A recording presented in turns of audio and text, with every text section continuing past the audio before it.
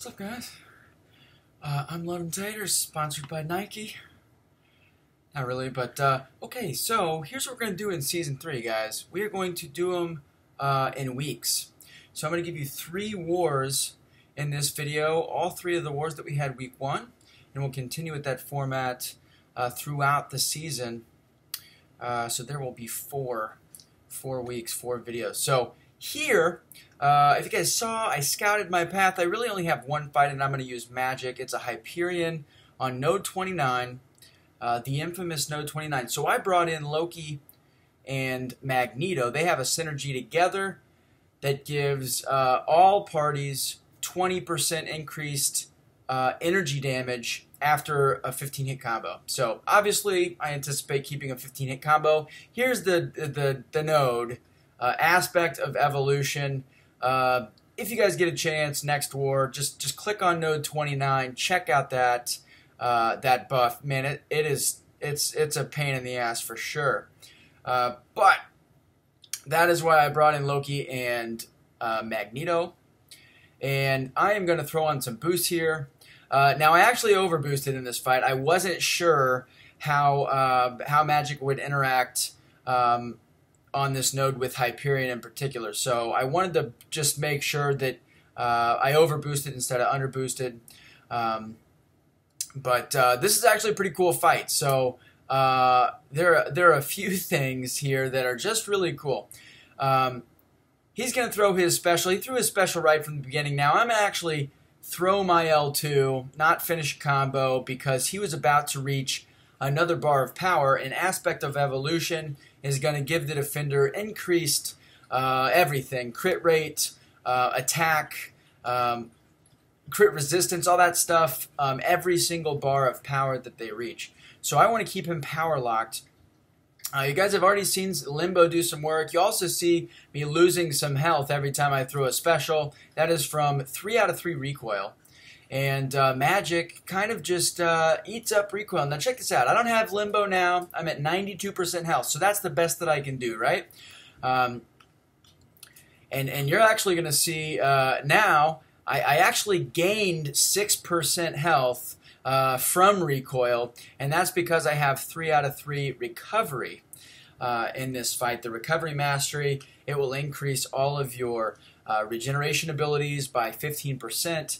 At the max rank of 3 out of 3, and magic, when she does limbo, she regenerates all of that health back, and you can just tack on an additional 15%. So that's how I ended up finishing that fight with a perfect 100% health, even though it was not a clean fight. It was actually a pretty ugly fight. But this fight, I believe, is a little bit cleaner.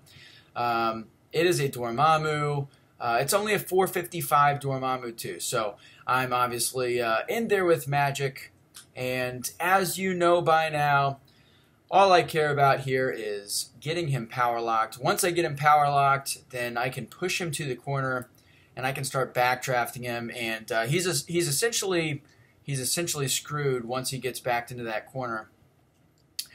As long as I don't screw up, or you know, as long as his AI doesn't act funky and try to misbehave. So here I've got him power locked. I'm going to hit him with that L2, and after this little mini combo, he is cornered, and I am good to start okie doking him. So I'm going to do the 4-hit backdraft. And I'm just going to repeat this. I do have 2 bars of power, but sometimes I like to hold it a little bit longer. Because when I do throw that special, I'm going to return some of that power that I used because I'm running a Mystic Power Boost. So I like to wait until I have as much power as I feel comfortable with before throwing, not just getting to that second bar of power. And there his AI acts a fool, and I do get caught. He only hit me with a 3-hit mini combo, so I got lucky there. I was definitely worried in that moment that I was going to die. But that is it for this war, this first war against xoxo. We beat them, so started the season 1-0. All right, and then we're going to have a little break here. Now we're going to war number 2, and this is against BRSuP. They were BRG3 last season, so they went through an alliance name change. And let's get the normal squad in here. I think I'm going to go with the normal squad. No, I'm just going to go in with Blade and the full Trinity synergy. And here I go in with this thinking that it is a void. So we've got Gent Jacob behind me. That he's going to take node 29 Killmonger with his Corvus Glaive. And so I'm thinking, okay, this is void. And that's why I have the full synergy, the full Trinity synergy here. Taking this in. And it turns out that it is Wasp, my lady Wasp. So this is good. So I'm going to start the fight by holding block, okay? Now what you need to do against Wasp is bait her heavy and her specials. Once she throws a heavy, once she throws a special, then she goes on a cooldown timer. Okay, while she is on cooldown, she cannot auto counter you, aka she cannot evade. So there goes another heavy. That restarts her cooldown, and as long as she's on cooldown, you are free to attack. Now here's her special one, and again, just to illustrate for you that even with specials, she goes on cooldown. So basically just bait her heavy. Now, if she is parry stunned, she can still auto counter out of that. So my recommendation is just literally don't attack her at all unless she is on cooldown, because her attack is pretty massive. You can get in trouble real quick against her. One combo can do some huge damage. I ended up digging that Dormammu too, cleaned up for our group, and those are the only 2 fights that I had in this war. Now this is war number 3, and this is against ISO 8A. I believe that they're currently leading the standings. Very strong alliance. That second war we did win, so we started 2-0. To spoil the fun here, against ISO 8A, we did not win. They took care of business, and they whipped us. So I'm taking path 4 this war, which is kind of exciting. This season, I'm going to be moving everybody around in our battle group, including myself, of course. Last season and season 1, I ran path 3-1 strictly. And this season, just going to be basing it on matchups and scouting.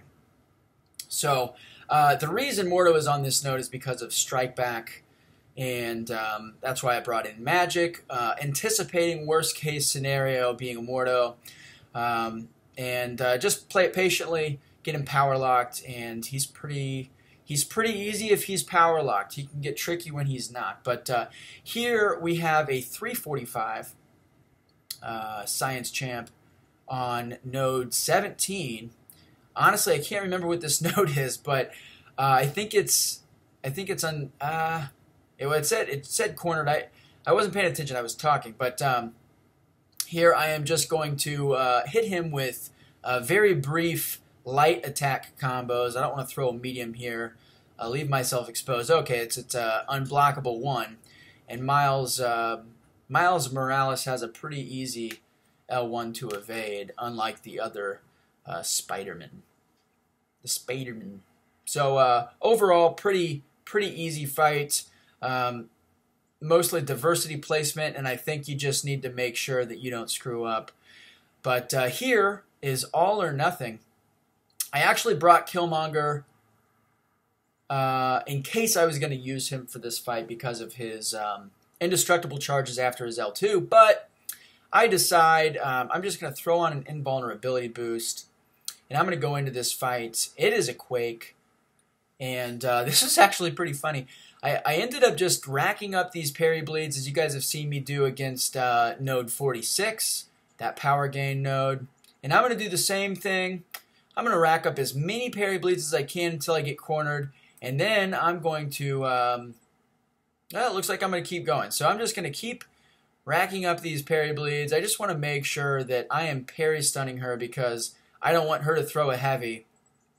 And I ended up holding on to my L3 just in case for some reason I got hit and stunned or something. Then I could shrug it off a little bit quicker. So that is that fight. That was a fun one. And then here's a Dormammu. Now, I actually think that this is really good placement for Dormammu. This is Dismay. Now, this is a really dangerous node. So if you lose your combo, you're going to take a regen debuff, or I'm sorry, a degen debuff that is kind of equivalent to where your combo meter was at. So it grows a lot stronger the higher your combo gets before you lose it, if you lose it. So you can't lose your combo, and the reason I think that this is good placement is you guys have seen time and again, including in this earlier in this video, you can get him power locked. This is also debuff immune, so you can't power lock him with magic. However, you can power drain him, as I just did there. But I think that this is good placement because, as you have seen, sometimes his AI just acts really weird, and I think that for the most part, he's the only champ, the only defender that I've seen with such odd AI, such kind of varied and inconsistent AI. But anyway, I just can't lose my combo. That is it. So I'm going to play it extra safe in this fight. And again, I can't power lock him. I can only power drain him. So I just want to build up to an L2, but I don't want to push him over a second bar of power because his L2 can do some damage through the block. So I'm just waiting for my opening, and he won't throw his heavy, which is annoying. So I just have to take block damage. And then I end up doing the evade intercept. So I backed up and then threw my special. I think that that's the most reliable way to get off a special during an intercept opportunity. And I might talk about that a little bit later or in another war video. I'm not really sure, but it essentially just guarantees that the defender will attack or finish their attack. If you just try to quote-unquote naked intercept using a special, they can block it, or in some cases they can dex out of that. So anyway, is that my last fight? I can't remember, to be totally honest with you. It is. So that's my last fight. The video is over. Fuck my anus. Thanks for watching.